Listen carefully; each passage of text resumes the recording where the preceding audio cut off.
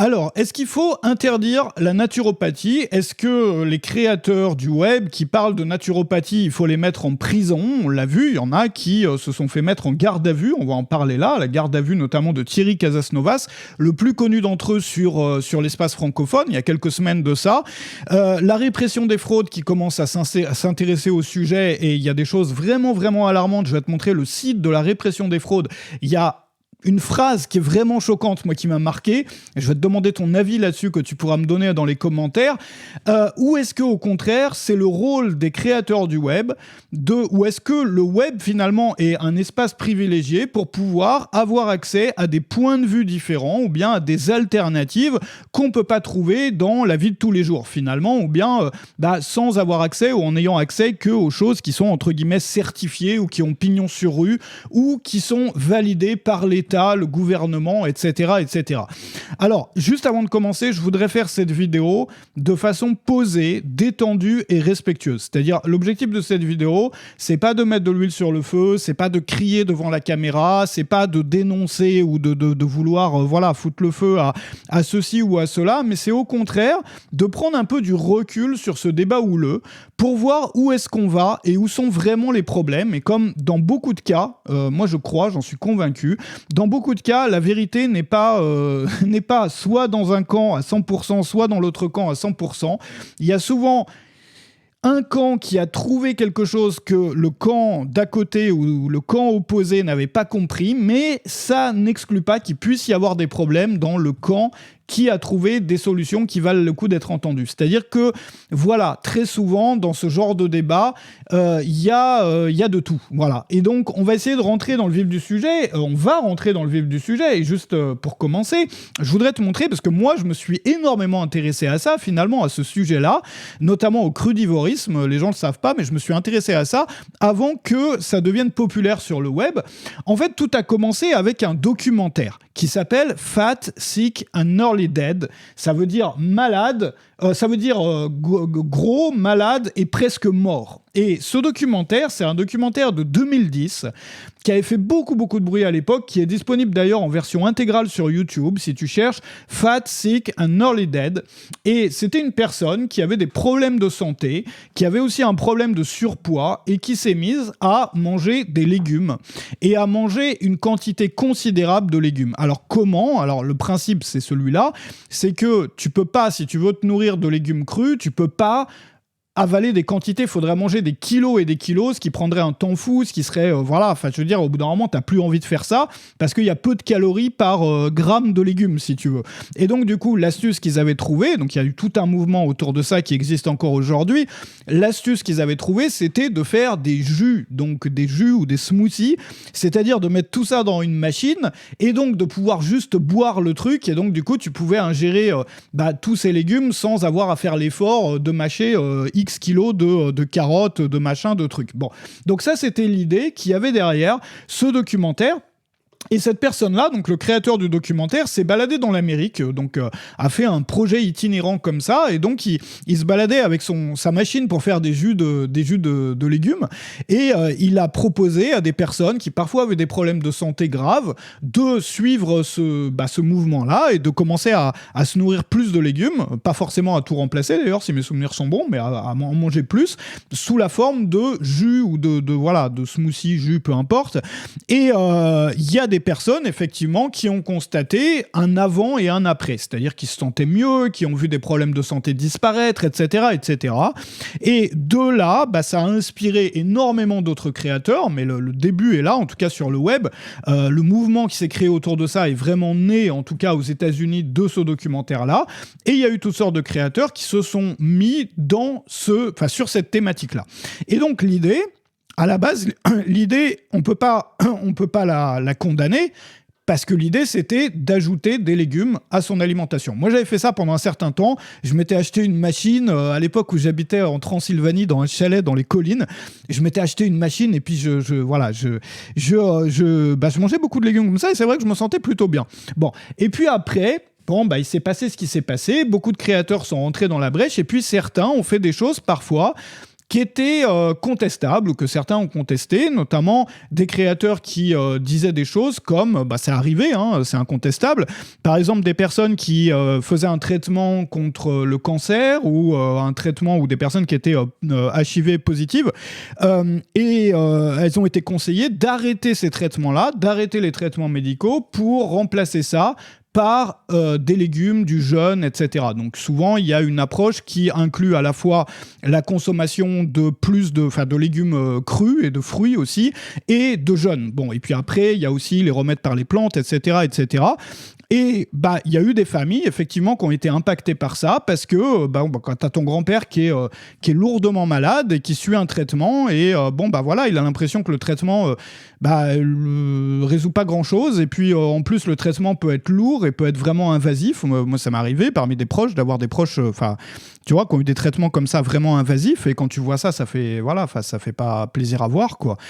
Et ces personnes-là, parfois sans espoir, on leur a promis, si tu veux, quelque chose qui pouvait renverser la balance et qui était beaucoup moins invasif, puisqu'il suffisait de consommer des plantes et puis parfois de faire du jeûne. Bon, maintenant, il y a eu effectivement, moi j'ai vu des vidéos dans lesquelles il y a des abus incontestables, c'est-à-dire notamment j'avais vu une vidéo avec une personne qui faisait 36 kilos, si mes souvenirs sont bons, qui avait des problèmes de santé et donc qui était maigre, et à qui un naturothérapeute conseillait de faire du jeûne, de faire plus de jeûne, d'arrêter de manger, alors qu'elle avait un problème de sous-poids et déjà de faire 36 kilos. Donc, si tu veux, d'un côté, il y a le fait que, oui, moi je crois, et j'en parle sur mon autre chaîne qui s'appelle Retour au vrai, moi je suis convaincu, notamment en termes de santé mentale, je suis là pour en témoigner, et j'ai des personnes que je connais qui peuvent en témoigner aussi, qu'un changement d'environnement permet de faire des miracles en termes de santé mentale. Donc là je fais juste une parenthèse sur la santé mentale plutôt que la santé physique, parce que c'est un peu la même chose, moi je le crois. C'est-à-dire qu'on a sous-estimé, on a complètement négligé dans l'approche thérapeutique moderne le contexte, l'environnement. C'est-à-dire que souvent, on a tendance, j'en avais parlé dans une vidéo, notamment sur mon autre chaîne, qui est en lien dans la description, à donner directement des pilules, des médicaments à des personnes qui ont des problèmes dans leur environnement, c'est-à-dire qui ont une vie qui n'est pas saine, qui n'est pas équilibrée, et on va tout de suite leur donner des médicaments sans même leur poser la question de leur contexte, de leur environnement. Et moi, j'ai pu constater que, en travaillant, tu vois, en ayant une vraie vie sociale, en ayant un contact avec la nature régulier, en trouvant un sens à ta vie, en donnant un sens à ton travail, enfin toutes sortes de choses comme ça, on pouvait inverser la balance. Je ne suis pas le seul à le dire, il y a des chercheurs qui sont penchés sur la question, sur chacun de ces aspects-là, et finalement, moi je suis convaincu que la santé mentale, c'est comme la santé physique, c'est-à-dire que la personne va contredire ça, les médecins sont d'accord avec ça aussi, c'est-à-dire que ce que tu mets dans ton corps va avoir des effets sur ta santé. Il est bien évident que si on se nourrit seulement d'huile qu'on boit à la bouteille, si tu bois que de l'huile à la bouteille pendant un mois et tu te nourris de ça et de sucre, ton corps va partir en vrille et tu vas avoir des problèmes. Bon, le souci, c'est que dans l'approche actuelle, on a tendance à conseiller des choses qui rapportent de l'argent. C'est-à-dire, j'en parlais, j'ai filmé une vidéo tout à l'heure, je sais pas si elle est déjà en ligne ou pas pour ma nouvelle chaîne, sur les bienfaits du contact avec la nature. Il y a des chercheurs qui ont découvert qu'en passant 120 minutes, mais juste 120 minutes dans la nature, en forêt ou dans un parc ou ailleurs, les bienfaits sur la santé mentale étaient juste énormes, mais considérables.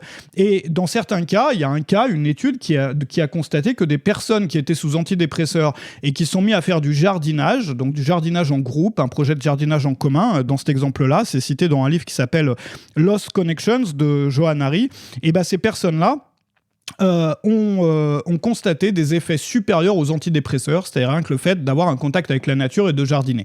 Donc, ce que je veux montrer par là, c'est que c'est indéniable, et je pense que beaucoup de médecins sont d'accord avec ça, que l'approche actuelle, moderne, minimise ou sous-estime complètement le contexte, c'est-à-dire ce que je mange, comment je vis, l'impact du stress aussi. Il y a un bouquin que j'ai là... ça c'est super c'est vraiment intéressant, qui est écrit par un médecin d'ailleurs, Gabor Maté, qui est bien connu.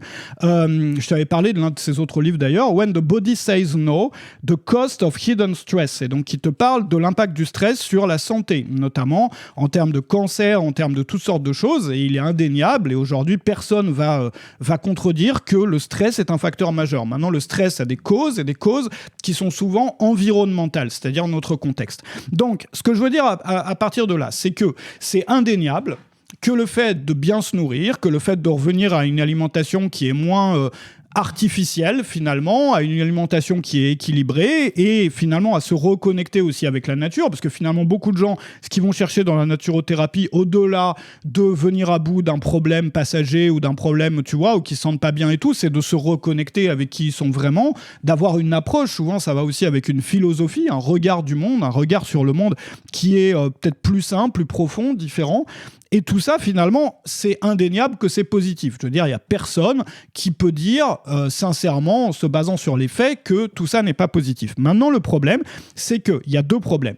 D'un côté, alors, juste avant de te parler des problèmes, les problèmes sont des deux côtés, du côté du système médical actuel et du côté de certains naturopathes. Alors, déjà, pour te montrer mon écran. Ici, on a un article, voilà, Thierry Casasnovas, bon, on va commencer par là, que tu connais, c'est le plus connu en France, hein. Le gourou catalan du crudivorisme, Thierry Casasnovas, placé en garde à vue pour emprise mentale. Voilà, il y a aussi exercice illégal de la médecine, de la pharmacie, etc.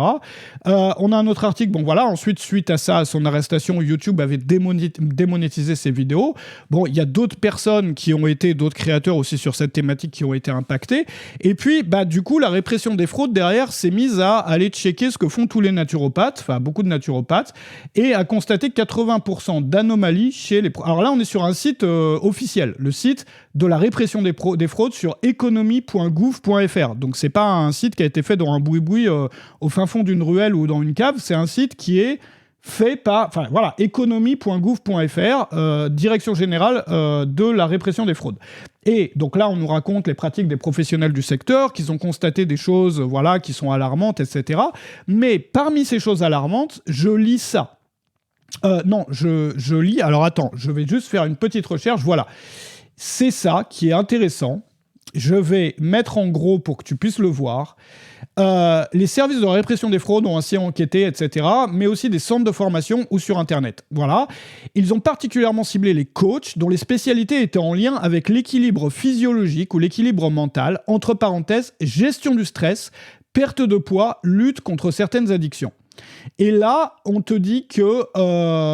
voilà, alors l'idée c'est ça, c'est que les personnes... Alors ça remet en cause finalement le fait de parler de gestion du stress, de perte du poids, de lutte contre certaines addictions en dehors du cadre médical officiel. Maintenant, il y a une question qu'on peut se poser, c'est si toi tu avais ou tu as un problème de surpoids, est-ce que tu penses vraiment que la meilleure personne pour pouvoir t'aider à venir à bout d'un problème de surpoids, c'est ton médecin traitant ? Bon, beaucoup de gens, enfin la plupart des gens, moi y compris, répondraient non. C'est-à-dire que je préfère aller voir une personne qui s'est mise à fond sur la nutrition pendant toute sa vie, qui vraiment connaît le sujet, plutôt que mon médecin, qui d'ailleurs lui-même est peut-être en surpoids, dans certains cas, qui n'a pas forcément une hygiène de vie super. Et c'est pas le... Voilà, lui, il est payé pour donner des Doliprane à des gens qui ont attrapé froid. Donc à la base, c'est pas son métier. De la même façon, lutte contre certaines addictions... moi je préfère, et j'ai appris beaucoup de choses d'ailleurs sur ce sujet-là qui ont pu m'aider sur certaines addictions que j'ai eues, de personnes qui sont venues à bout d'addictions beaucoup plus graves que celles que moi j'ai eues, et qui ont trouvé un moyen de s'en sortir, qui ont beaucoup travaillé sur eux, qui ont aidé d'autres personnes pendant des décennies, c'était leur activité principale, ils ont fait que ça. Je suis bien plus à même d'écouter ces personnes-là. Et donc aujourd'hui, la répression des fraudes sur un site économie.gouv.fr nous met en garde et nous dit voilà, que finalement, c'est pas normal que la gestion du stress, perte de poids, lutte contre certaines addictions, on aille voir quelqu'un d'autre que notre médecin. Et du coup, ça amène une question. Alors, il y a aussi la question de la brutalité médicale.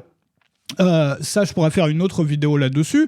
Beaucoup de personnes aujourd'hui, c'est pas toujours la faute des médecins dans le sens où pour moi, c'est un problème systémique, c'est-à-dire qui vient du système, non pas d'un médecin en particulier.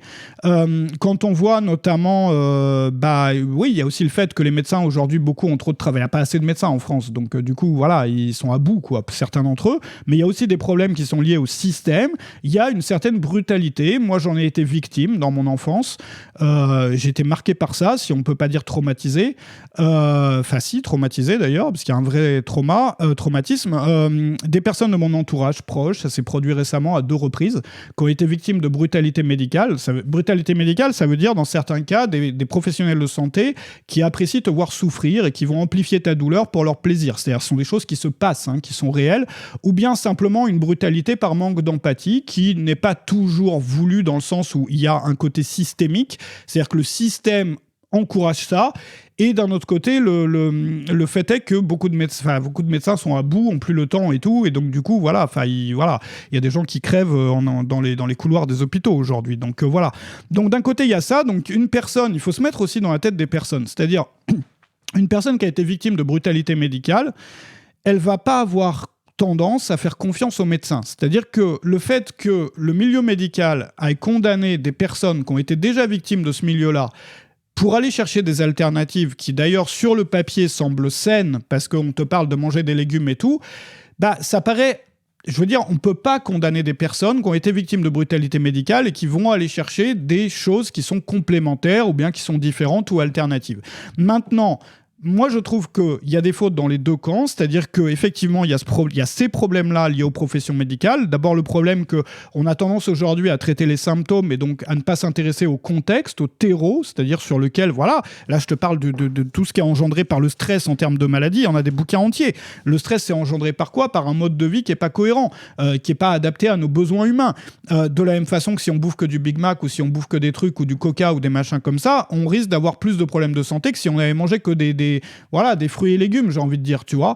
Et que, voilà, on était aussi passionné par le côté naturel de l'alimentation, l'équilibre alimentaire, etc. C'est forcé que quelqu'un qui est passionné par l'équilibre alimentaire, qui va manger que des trucs sains, il y a statistiquement beaucoup plus de chances qu'ils vivent plus longtemps et qu'ils se sentent mieux.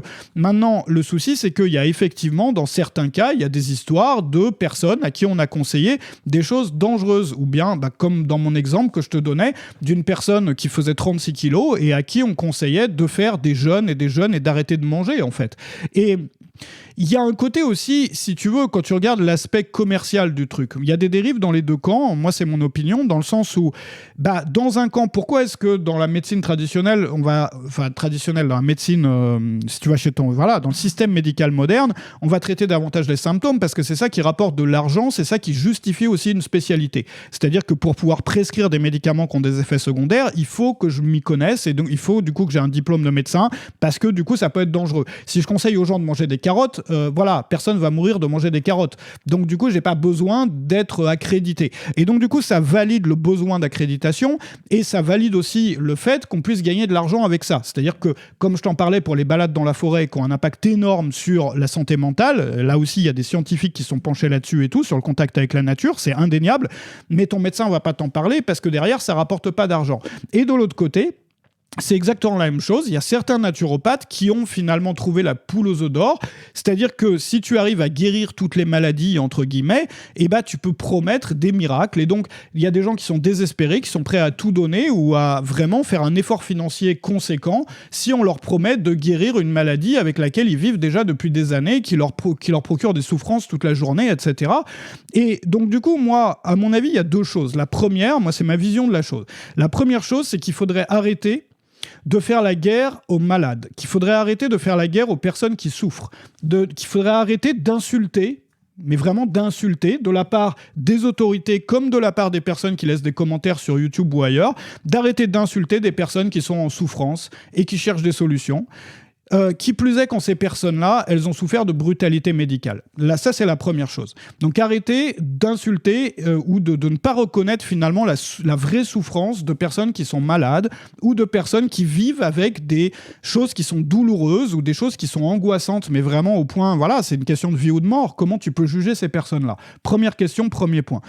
La deuxième question, le deuxième point, c'est que malheureusement, il y a ce qu'on appelle, c'est en anglais, les Américains appellent ça God Syndrome. C'est d'ailleurs c'est quelque chose qui est courant chez les chirurgiens. C'est que les chirurgiens, c'est l'une des professions qui compte le plus de psychopathes au monde. C'est-à-dire dans la liste c'est quelque chose qui est connu. Les gens qui ont travaillé, ça ne veut pas dire qu'ils sont tous comme ça, mais bon, quand tu passes ton temps à découper des boyaux, ça attire un certain type de public, j'ai envie de dire, ce type de métier. Et il y a aussi le fait d'avoir, l'ego trip, le truc d'ego qui fait que tu as le contrôle sur la vie et la mort d'une personne. Donc il y a des gens qui ont souffert de ça, qui ont souffert de la brutalité brutalité médicale. Et on n'a pas le droit de dire à ces gens-là, voilà, t'es un couillon si tu vas chercher ailleurs, t'es un couillon si t'essayes de trouver des choses qui sont différentes de ça, etc. On n'a pas le droit de faire ça, ça serait ne pas respecter leur souffrance. Maintenant, de l'autre côté, on n'a pas le droit de faire n'importe quoi avec les gens qui sont les plus faibles. Ça veut dire quoi ? Ça veut dire que quand tu as une personne qui est en situation de faiblesse, c'est-à-dire une personne qui va souffrir, je sais pas, qui va avoir des douleurs énormes, qui va, je sais pas, être en perte d'espoir finalement parce qu'elle est sur le cycle de fin d'une maladie incurable ou que, enfin voilà, tu n'as pas le droit de tirer avantage de cette personne-là pour t'enrichir. Ça veut dire que tu n'as pas le droit de lui faire des promesses de miracles, que ça soit d'un côté que de l'autre. C'est un truc qui est, pour la plupart des humains, qui ne sont pas des sociopathes, c'est-à-dire des gens qui sont équilibrés mentalement, jugent ça comme étant quelque chose de vraiment extrêmement dérangeant, peut-être parmi les choses les plus dérangeantes qui puissent exister. Voilà. Donc, je pense qu'il y a d'un côté, il y a un devoir de protection des personnes qui sont en souffrance. De l'autre côté, il y a un besoin de dire qu'il faut arrêter de s'intéresser qu'aux symptômes et qu'effectivement, le fait d'avoir une approche globale est extrêmement valide, plus aujourd'hui que jamais. Mais si on ne condamne pas les pratiques de certains qui sont partis complètement en vrille et donc qui ont une attitude de prédateur et qui vont faire le prédateur autour de... qui vont, tu vois, essayer d'abuser de personnes... Je te parle pas de Casas Novas en particulier. Moi, j'ai pas regardé toutes les vidéos de Casas Novas et tout. Je suis pas en train de juger une personne. Je suis en train de dire que si on a envie de montrer aux gens qu'il faut mieux manger, si on a envie de montrer aux gens qu'il y a des solutions qui sont... Tu vois, ça veut pas dire si tu as une jambe coupée, tu vas aller à l'hôpital, on est bien d'accord, si tu es coupé la jambe. Je te parle pas de ça. Je te parle de remettre en valeur le contexte, de remettre en valeur une alimentation saine, un terreau sain. Et on pourra pas mettre ça en valeur tant que il n'y aura pas un certain nettoyage, entre guillemets, qui aurait été fait de personnes mal intentionnées ou de personnes, finalement, qui utilisent la faiblesse et finalement le manque d'espoir de gens à qui il suffit de leur redonner une goutte d'espoir pour qu'ils te donnent leur argent, ça s'est passé, il y a des cas comme ça, et c'est dans le bien. En fait, les naturopathes ou tous les gens qui font partie de ce milieu-là, qui sont bien intentionnés, moi je crois vraiment que ça va en leur faveur, ça joue en leur faveur de pointer du doigt les pratiques qui sont comme ça chez eux, c'est-à-dire les pratiques des gens qui se réclament de ça et qui font n'importe quoi et qui abusent de personnes en situation de faiblesse. Et si ce travail est fait, si ce travail est vraiment fait et s'il est fait sincèrement, je pense qu'on aura beaucoup plus de chances de mettre en valeur et de faire profiter à un maximum de gens finalement des bons côtés de ça, comme on le voyait dans ce documentaire de l'époque. Moi, ça m'a apporté, même si j'ai pas forcément continué après. C'est une période pendant laquelle j'en ai tiré beaucoup de bénéfices.